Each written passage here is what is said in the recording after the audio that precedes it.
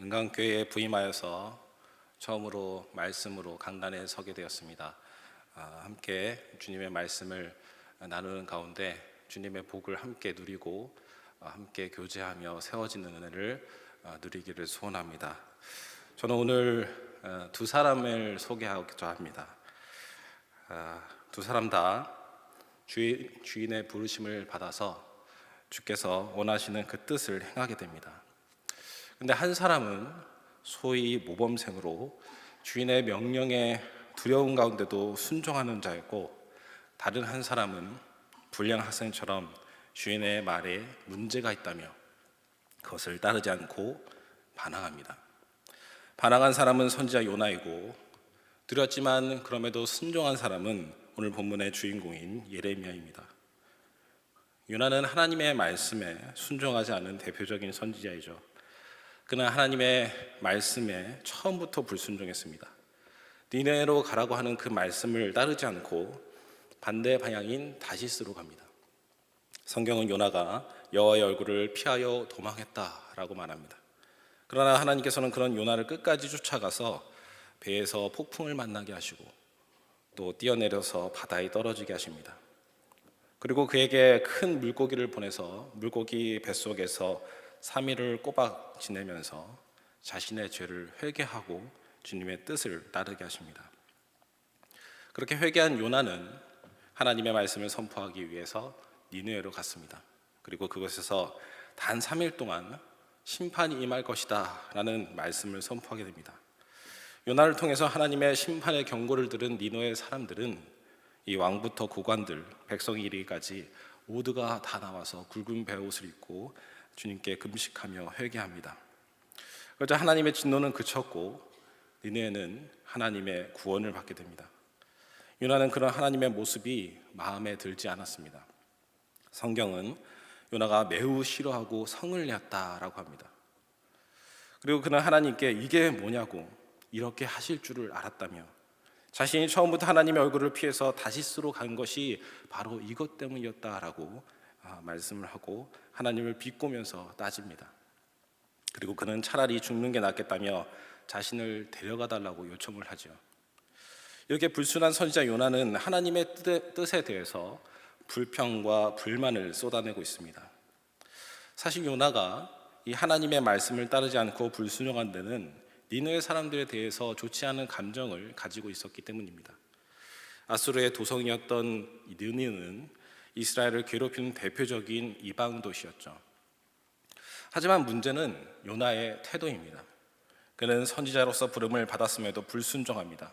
그러니까 하나님의 말씀을 전해야 하는 자가 그 자리를 피하고 자기 마음에 맞지 않아서 따르지 않았다는 것이죠. 하나님의 뜻을 두 눈으로 보는 가운데 자기 마음에 들지 않는다며 성내고 싫어했습니다.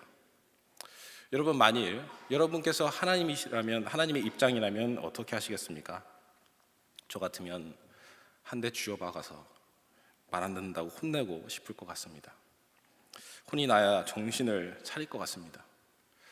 그런데 하나님께서는 요나를 긍휼히 여기사 그를 잘 설득하시죠. 박넝쿨을 자라게 하셔서 강한 햇빛이 고통스러워하고 있는 요나를 향해서 시원케 하십니다. 근데 그 박넝쿨이 하루아침에 말라서 죽게 되자 안타까워하는 요나를 향해서 하나님께서 말씀하시죠. 요나야, 내가 하루아침에 생겼다가 없어지는 박넝쿨도 이렇게 아끼듯이 니느웨 사람들도 나에게 귀한 백성들이다. 내가 진노하는 것은 나의 자녀들, 나의 백성들이 바른 길로 가기 원하기 때문이며 나의 뜻 안에서 진정한 회복을 경험하게 하기 위함이다. 이렇게 우리는 불손한 선지자 요나를 바라보면서 비록 불순종하고 하나님을 따르지 않는 그런 우리를 불쌍히 여겨주시고 자비를 베풀어 주시는 하나님의 놀라운 은혜를 발견하게 됩니다.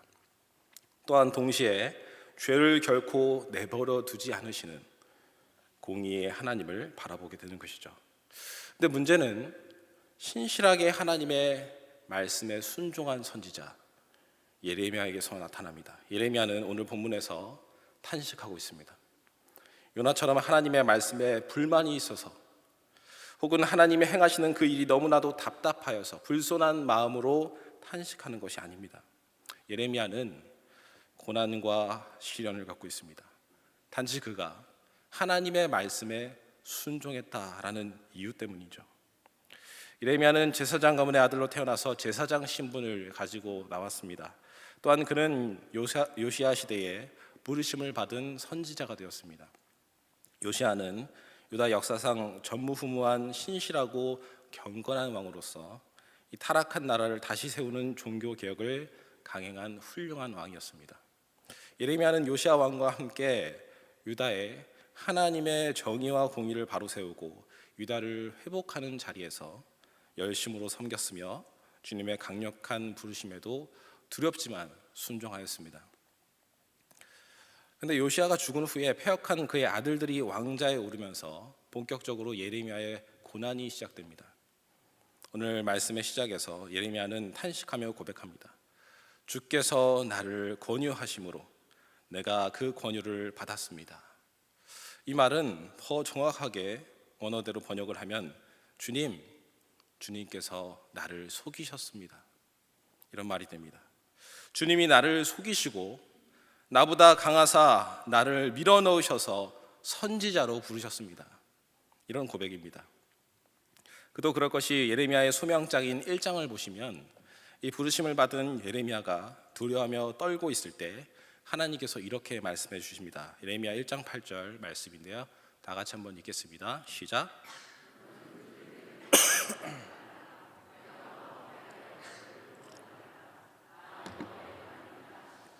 아멘. 하나님께서 약속하셨습니다. 예레미야야, 두려워하지 마라. 내가 너와 함께하여서 너를 구원할 것이다. 너는 내가 전하라는 말씀을 전하기만 하면 된다. 근데 예레미야는 하나님의 말씀을 전하면 전할수록, 순종하면 순종할수록 고통을 받습니다. 조롱을 받습니다. 핍박을 받습니다. 매를 맞습니다. 굴욕을 당합니다. 그 절정이 오늘 본문에 앞서서 등장했던 바수훌과의 대면입니다.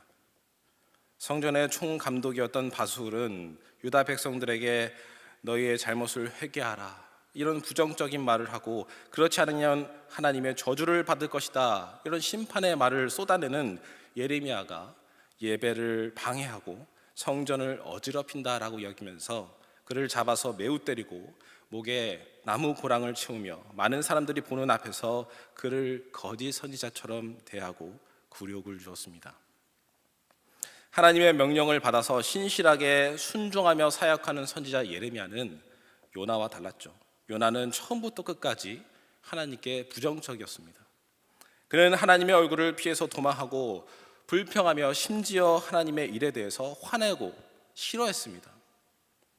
만일 고난을 받고 어려움을 당한다면 요나 같은 자가 고통을 받아야 하는 것 아닙니까? 매를 맞아도 요나가 맞아야 하는 거 아닌가요? 요나가 하나님의 끈질긴 명령에 꾸역꾸역 나아가서 말씀을 선포했을 때 니느웨 사람들은 곧바로 회개했습니다. 그에 반해서 예레미야가 예루살렘 성에서 말씀을 선포했을 때 회개와 자복이 아니라 반대와 폭력이 그에게 다가왔습니다. 신명기 28장은 이렇게 말씀하는데요. 신명기 28장 2절 5절 말씀 함께 읽겠습니다. 시작. 내가 내 하나님 여호와의 말씀을 청종하면 이 모든 복이 내게 임하여 내게 이르니니 성읍에서도 복을 받고 들에서도 복을 받을 것이며 내 몸의 자녀와 내 토지의 소산과 내 짐승의 새끼와 소와 양의 새끼가 복을 받을 것이며 내 강주리와 떡반죽 그릇이 복을 받을 것이며. 하나님의 말씀에 순종하면 복이 너를 찾아와 따를 것이다. 내가 어디를 가든지 너에게 복이 임할 것이다 라고 말씀하죠. 근데 그 반대는 무엇입니까? 신명기 28장 15절 말씀입니다. 같이 읽겠습니다. 시작. 내가 오늘 내게 명령하는 그의 모든 명령과 규례를 지켜 행하지 아니하며 이 모든 저주가 내게 임하여 내게 이를 것이니. 한마디로 순종하는 자에게 복을, 불순종하는 자에게 저주를 내리신다라는 말씀입니다. 여러분, 예레미야가 전하는 메시지도 사실 이와 같은 거 아닙니까? 불순종한 유다에게 찾아와서 너희에게 심판이 임할 것이다, 이제라도 회개하며 자복하여서 하나님께 돌이키며 살 것이다. 곧 순종하며 산다라는 말씀이죠. 근데 역설적이게도 이 생명의 말씀을 전하고 있는 예레미야가 반대와 폭력을 당하고 있습니다. 혹시라도 예레미야의 말을 주의 깊게 듣고 있던 사람이 있다면 예레미야가 매를 맞고 굴욕을 당하는 그 모습을 보면서 어떤 생각을 하겠습니까? 선포된 말씀을 마음에 담아두고 자신을 뒤돌아보면서 갈등하다가도 하나님의 말씀을 전하는 선지자가 왜 저렇게 고통을 받고 있는가? 왜 저렇게 능력이 없는가? 왜 저렇게 맞고만 있는가 하지 않겠습니까? 만일 예레미야의 몸에 손대거나 예레미야를 조롱하는 자들에게 그때마다 하나님께서 저주를 부으셨다면 어떻게 됐을까요? 예레미야를 괴롭게 하는 바수울에게 오늘 본문은 아니지만 3절에 마골 미사빔이라는 이름을 지어주자마자 그 자리에서 돌과 같이 딱딱하게 굳어버리고 그를 추종하던 사방의 사람들이 모두 저주를 받아서 죽게 된다면 어떻겠습니까? 만일 그렇게 하나님의 역사가 일어났다면 순종하는 예레미야를 아끼시는 하나님께서 예레미야를 반대하는 자들에게 본보기로 그 즉시 이 벌을 내리셨다면 어떻게 됐을까요? 예레미야의 말에 모두가 귀를 기울이고 엎드려서 주님, 우리가 잘못했습니다. 용서해 주십시오. 이렇게 말씀을 들으려고 하지 않았을까요? 우리는 여기서 근본적인 질문을 하나 던질 수밖에 없습니다. 왜 신실하고 경건한 신자들이 고난을 당하는가? 공의롭고 자비로우신 하나님께서 왜 경건한 신자들이 당하는 고난을 그냥 내버려 두시는가? 고난은 크게 내 잘못으로 인해 겪는 것과 내 잘못과 상관없이 겪는 것으로 나눌 수가 있습니다. 근데 앞서서 신명기 28장에 나타난 복과 저주는 인과응보, 그러니까 내가 순종하면 복을, 불순종하면 저주를 받는다는 보응신학에 대해서 말씀을 하고 있습니다. 그러니까 내가 어떻게 하느냐에 따라서 복이 주어지거나 반대로 저주가 내려질 수 있다는 것입니다. 대체적으로 성경은 보응신학에 대해서 가르치고 있습니다. 그래 실제로 예레미야도 이런 가르침의 배경 위에서 하나님의 말씀을 선포하고 있습니다. 너희가 하나님의 말씀을 듣고 회개하며 자복하면 구원을 받을 것이고 이 말씀을 듣고도 돌이키지 않는다면 멸망할 것이다. 고난을 당할 것이다. 북방의 바벨론이 너희를 덮칠 것이며 끔찍한 고난과 죽음을 당하게 될 것이다. 유다는 결국 이 말씀 앞에 자신을 돌이키지 않고 패망하게 되죠. 이런 점에서 사실 고난이라는 게 모두 나쁜 것만은 아닙니다.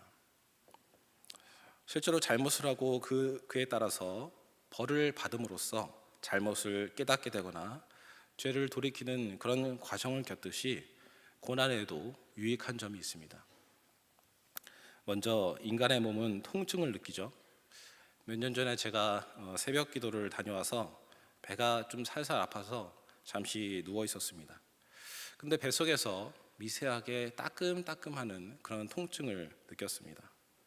아주 미세했는데요. 배가 조금 이상하다는 걸 느끼고 나서 오전에 병원에 갔습니다. 검사해 보니까 급성 맹장염이었습니다. 맹장은 발견하는 즉시 수술하는 게 법으로 정해져 있다 해서 그 길로 전신을 마취를 하고 수술을 했습니다.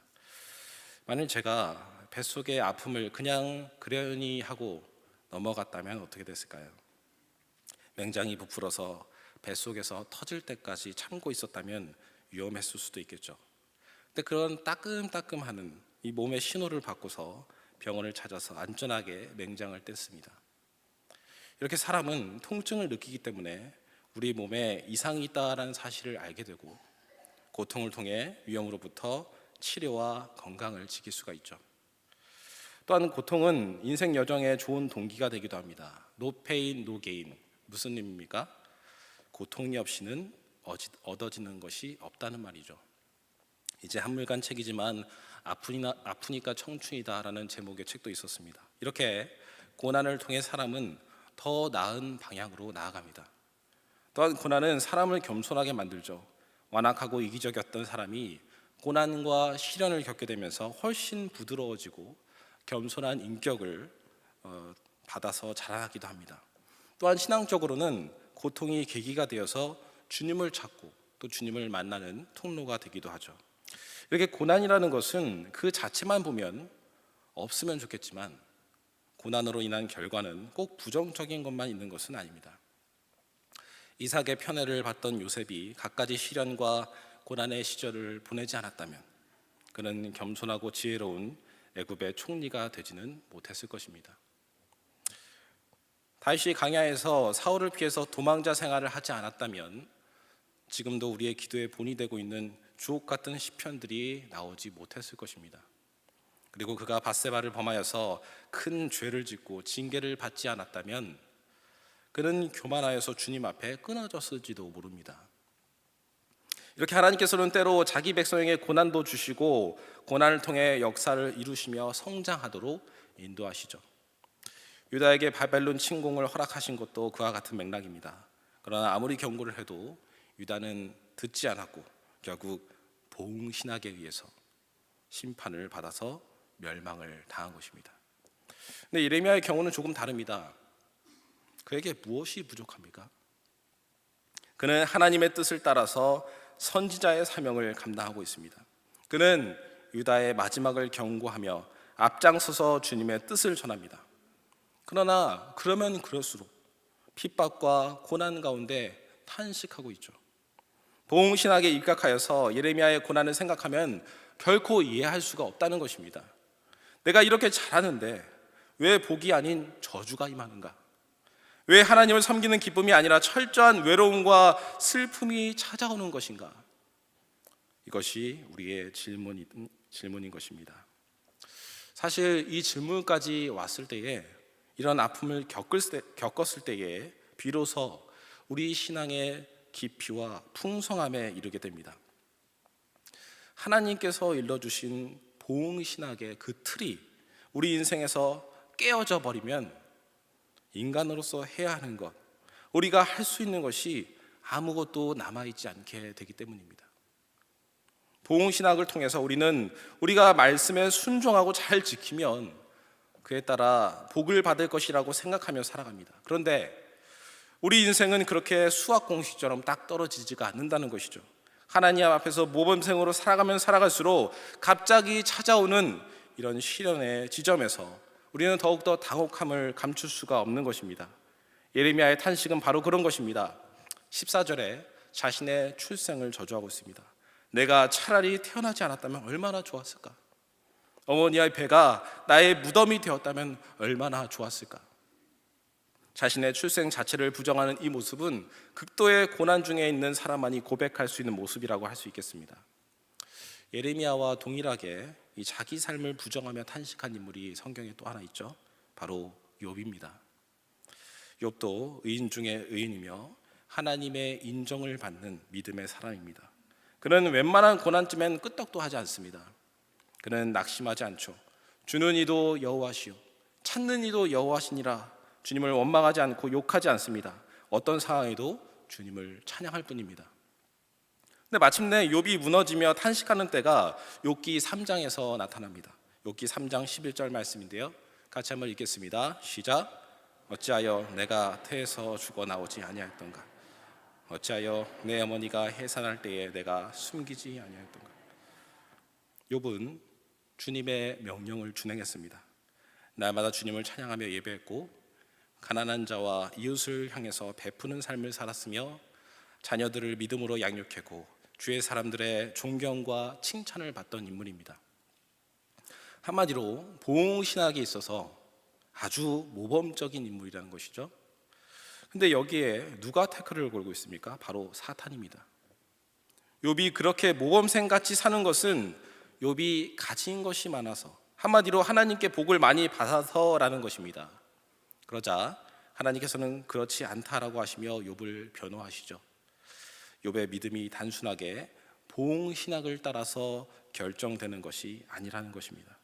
그렇게 욥은 까닭을 알 수 없는 극심한 고통과 당혹스러움을 경험하고 무너져 내립니다. 절망합니다. 자신의 인생을 전부 후회합니다. 그리고 주님께 부르짖습니다. 이렇게 우리는 고난의 문제 가운데서 우리 인생이 결코 보응신학, 인과 응보로만 설명될 수 없다는 사실을 보게 됩니다. 이쯤에서 우리 다시 처음 질문으로 돌아가도록 하겠습니다. 왜 경건한 신자들에게 고통이 생기는가? 보응신학에 따르면 경건한 자는 복을 받아야 합니다. 결코 고통을 받아서는 안 됩니다. 고통을 받는다면 고통받는 그에게 뭔가 문제가 있는 것입니다. 그에게 죄가 있기 때문이죠. 겉으로 문제가 없어 보였지만 하나님만 보고 계시는 죄가 있기 때문입니다. 이것이 여러분 보응신학입니다. 욥의 세 친구들이 사탄의 사주를 받아서 욥에게 이렇게 질문을 했고 정죄를 했죠. 내게 분명 문제가 있을 거야. 회개하고 하나님께 자복하면 그때 내가 살 것이야. 어서 회개해라. 그러나 저는 다시 한번 이렇게 질문을 해보겠습니다. 왜 신자에게 고통의 문제가 일어나지 않아야 하는가? 인생의 고통이 왜 없어야 하는가? 고통이 있는 것은 아주 자연스러운 것입니다. 성경은 내가 순종한다면 결코 문제를 겪지 않을 것이다.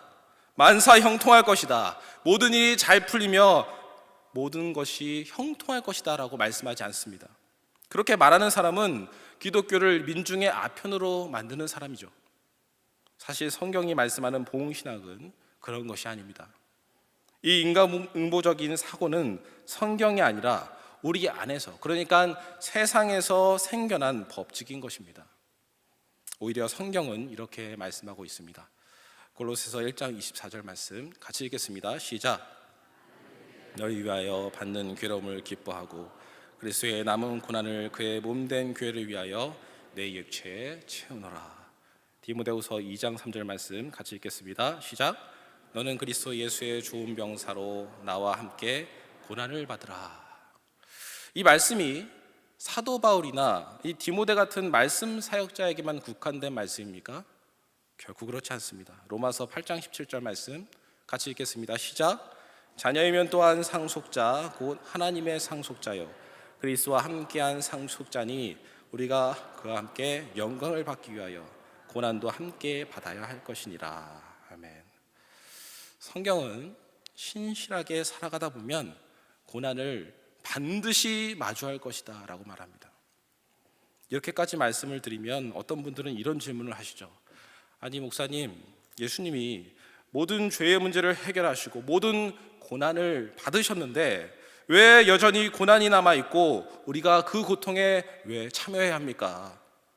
만약 예수님을 믿고 구원을 받았는데도 여전히 우리의 삶에 고통이 있다면 예수님의 십자가 사역이 불완전한 것이 아닙니까? 여러분 어떻게 생각하십니까? 하나님께서 독생자를 통해서 완성하신 십자가 사역이 불완전하다고 생각하십니까? 고통의 문제를 해결하지 못한 하나님이 불완전하신가요? 결코 그렇지 않습니다. 삼위 하나님은 완전 무결하신 전능자이십니다. 근데 우리 삶에 왜 문제가 생깁니까? 이것은 오히려 우리의 불완전성, 곧 세상의 불완전성 때문입니다. 우리는 예수님을 구주로 믿어서 죄를 용서받았지만 완전한 존재가 아닙니다. 우리는 그저 하나님께 용납된 사람들이죠. 우리의 신분이 죄인에서 의인이 되었어도 여전히 우리의 존재는 변하지 않고 남아 있습니다. 마지막 때가 이르기 전까지 우리는 존재론적으로 불완전합니다. 그렇기에 오히려 경건한 신자는 이 불완전한 세상 속에서 필연적인 고통을 받게 되는 것이죠. 불완전한 세상, 죄의 종로로 타는 세상 속에서 그리스도를 따르는 모든 신실한 자에게 크고 작은 고통이 따릅니다. 죄의 세력이 가만 내버려 두지 않기 때문입니다. 그리스도께서 세상에 오셔서 환영을 받지 않으셨고 도리어 미움을 받고 경배를 받지 않으셨고 도리어 죄인 취급을 받으시며 십자가의 모진 고통과 수치와 죽임을 당하신 이유가 바로 이 때문인 것이죠. 그런데 예수님의 고난은 단순히 세상에서 당하는 멸시와 수치, 고통이 전부가 아니었습니다. 예수님의 죽음은 단순한 육체적인 죽음이 아니라 전 우주적인 단절 그리고 끊어짐이었습니다. 예수님께서는 철저하게 버림을 받으십니다. 세상과 자기 사람들 뿐만이 아니라 하나님 아버지께 버림을 당하시죠. 여러분 한번 생각해 보시기 바랍니다. 우리가 오랫동안 알고 깊이 교제하면서 지내는 사람에게 갑작스럽게 절교 선언이나 이별 통보를 받으면 어떨까요? 이와는 비교가 되지 않지만 하물며 삼위 하나님께서는 태초전부터 함께 하셨습니다. 삼위 하나님 간의 관계는 단 한 번도 끊어진 적이 없는 그런 관계이죠. 이 관계는 삼위 유격 간의 깊은 사귐과 사랑의 섬김이 충만한 그런 관계입니다. 근데 그 관계가 끊어졌다는 것입니다. 아버지 하나님과의 그 깊은 관계가 끊어진다는 것은 태초전부터 이때까지 단 한 번도 일어나지 않은 아주 충격적인 사건입니다. 예수님께서는 아버지 하나님과의 완전하던 그 관계가 끊어지고 상실되는 아픔과 큰 충격으로 고통을 겪게 됩니다. 나의 하나님, 나의 하나님, 어찌하여 나를 버리시나이까? 우리는 어쩌면 종종 다가오는 고통의 문제에 대한 이유에 대해서 명확한 해답을 찾을 수 없을지도 모릅니다. 그러나 확실한 사실은 우리가 고통을 당한다 하여서 하나님께서 우리를 사랑하지 않는다는 증거가 결코 될 수 없다는 것입니다. 하나님께서는 멀리서 고통받고 있는 인간을 냉담하게 바라보시는 그런 분이 아니십니다.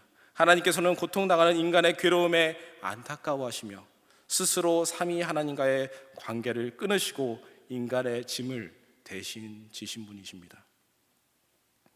고난과 시험에 대한 시편의 내용들을 우리가 찾아보면 공통적으로 이 모든 문제를 하나님 앞에 기도하는 것을 볼 수가 있습니다. 순종하면 복을 받고 불순종하면 저주를 받는다는 인간보의 신학에서 벗어난 채 고통의 시간을 맞이하고 있는 자들이 할 수 있는 것은 기도밖에 없기 때문입니다. 시편 38편의 기자는 이렇게 고백합니다. 4절에 내 죄악이 내 머리에 넘쳐서 무거운 짐 같으니 내가 감당할 수 없나이다. 시편 55편 22절의 말씀에서는요, 내 짐을 여호와께 맡기라. 시편 68편 19절에는 날마다 우리의 짐을 지시는 주. 그리고 누가복음 22장 42절 말씀에 예수께서 이 잔을 내게서 옮기시옵소서. 이 시편의 고백들과 예수님의 기도를 함께 종합해 보면 이렇게 되는 것입니다.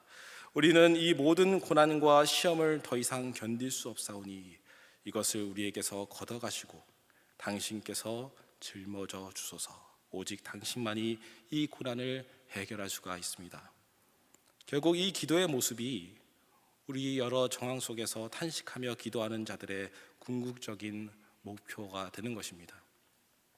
결국 시편의 기자들이 가진 질병을 비롯한 인간의 모든 연약함과 연약한 시험들, 짐들을 모두 예수를 향해서 기도한다라는 것입니다. 그리고 이 고난 속에서 유일한 도움이 되신 예수 그리스도를 찬양합니다. 왜냐하면 고난 속에서 기도하며 주님이 나와 함께 하심을 드디어 발견하게 되기 때문입니다. 끊어진다는 것과 같은 당혹스러움, 외로움과 슬픔 속에서 유일한 소망은 그리스도가 우리의 기도에 함께 하신다는 사실입니다. 겟세마네 동산에서 예수님께서는 우리의 모든 짐과 고난을 홀로 지시고 하나님 앞에 가져가서 하나님께 간구하시죠. 아버지여, 나의 뜻대로 하지 마시옵고 당신의 뜻대로 하옵소서. 그리고 마침내 우리를 위해서 십자가 위에서 고통을 당하시며 부르짖습니다. 나의 하나님, 나의 하나님, 어찌하여 나를 버리셨나이까.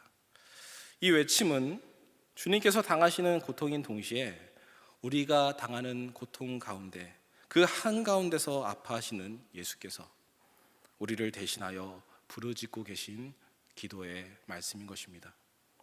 그렇게 고통을 받는 우리의 기도 안에서 예수께서 함께 하시며 우리의 위로가 되신다는 것이죠. 비록 고통스럽지만 이 기도 속에 우리와 함께 고통을 당하고 기도해 주시는 유일한 구원자 예수 그리스도가 우리와 함께 하신다는 사실을 깨닫게 된다면 그 어떤 고난도 우리를 어찌하지 못한다는 사실을 우리가 비로소 고백할 수가 있게 되는 것입니다. 그러므로 신자에게 있어서 무엇보다 중요한 것은 어려움과 고통을 어떻게 격려가 아닙니다. 문제와 고통을 겪을 때 하나님이 나와 함께 하신다는 사실을 잊지 않는 것입니다. 우리는 갑작스럽게 들이닥친 폭풍 같은 고난 속에서, 그 시련 속에서 이 사실을 잃어버릴 때가 많이 있습니다. 그렇게 고난의 때에 고난의 때가 곧 기도하는 때라는 사실을 잊지 마시기를 바랍니다. 예레미야는 고난 속에서 기도하는 가운데 11절에 믿음의 눈을 들어서 하나님의 말씀을 기억합니다. 11절 말씀 다 같이 한번 읽어보겠습니다. 시작.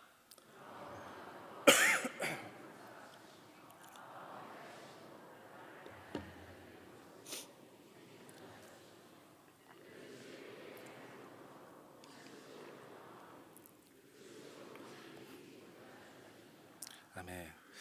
하나님께서 예레미야를 선지자로 부르실 때에 내가 너와 언제나 함께 하실 것이다 라는 말씀을 예레미야는 고난 속에서 두려움 가운데 기억을 한 것입니다. 이 모든 시련과 문제와 비교되지 않게 크고 두려우신 용사가 되신 하나님께서 나와 함께 하신다라는 사실을 기도하면서 기억할 수가 있게 된 것이죠. 물론 예레미야의 탄식은 해피엔딩으로 끝나지 않습니다. 그는 이 문제 속에 여전히 살아갑니다. 유다가 돌이켜서 주님께 올라를 고대하며 끝까지 이 길을 걸어가야 하는 사명자이기 때문입니다. 예레미야는 기도하며 갈등하고 낙심하기를 반복합니다. 그럼에도 여기서 중요한 것은 그의 기도가 끊이지 않았다라는 것입니다. 기도가 끊어지지 않았다는 것은 여전히 믿음의 걸음을 걷고 있다는 증거인 것이죠. 문제가 생겨서 낙심이 들 때 마음을 쏟으며 기도하시기 바랍니다. 하나님을 원망하며 탄원하고 주님을 향해서 왜 이렇게 나에게 괴롭게 하십니까? 왜 나를 구원하지 않으십니까? 기도하고 부르짖으시기 바랍니다. 하나님 앞에 어떻게 그런 말을 하냐고요? 아무 말도 하지 않고 참는 것이 아니라 솔직하게 내 마음을 쏟아내시기 바랍니다. 중요한 것은 하나님께 기도하는 것입니다. 그 안에서 임마누엘로 함께 하시는 그리스도를 반드시 만나게 될 것입니다. 저도 고난의 문제 속에서 주님을 계속해서 찾았던 때가 있었습니다. 내 잘못도 아니고 나의 문제가 아닌데 나는 왜 이 고통 가운데 있는 것입니까? 주님께 날마다 끊임없이 기도하며 나를 불쌍히 여겨달라고 기도했습니다. 그때 주님이 제 마음속에 한 찬양을 생각나게 하셨습니다. 경배와 찬양에서 나온 복음성가인데요. PPT 한번 띄워주시겠습니까? 함께 가사를 읽도록 하겠습니다. 시작. 하나님께로 더 가까이 갑니다. 고통 가운데 계신 주님, 변함없는 주님의 크신 사랑, 영원히 주님만을 섬기리. 나에게 주시는 고통이 곧 하나님께로 더 가까이 가는 길이었다라는 것입니다. 기도하는 가운데 내 곁에서 아파하시고 신음하시는 고통 중에 계신 주님을 미처 알지 못했는데 그것을 마침내 보게 되었다라는 것입니다. 주님께서는 결코 우리를 버리지 않으십니다. 오히려 우리의 고통을 너무나도 잘 아시는 그분이 우리 때문에 우리 대신 십자가를 지셨습니다. 그리고 우리가 당하는 까닭을 알 수 없는 고통으로 말미암아 우리는 주님의 고난에 한 발짝 더 가까이 나아가게 되는 것이죠.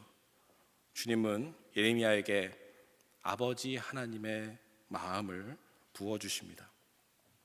예레미야가 유다를 향해서 기계적인 메신저가 된 것이 아니라 처절하게 말씀을 선포하고 아파하고 눈물을 흘리도록 주님께서 인도하신 것입니다.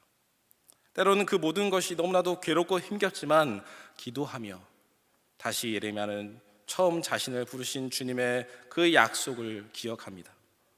1장 8절의 말씀, 주님께서 약속하신 말씀입니다. 내가 너와 함께하여 너를 구원하리라. 그래서 오늘 본문 20장 11절에서 이렇게 고백하는 것이죠. 주님이 나와 함께 하심으로 내가 이 자리에서 주님을 따라갑니다.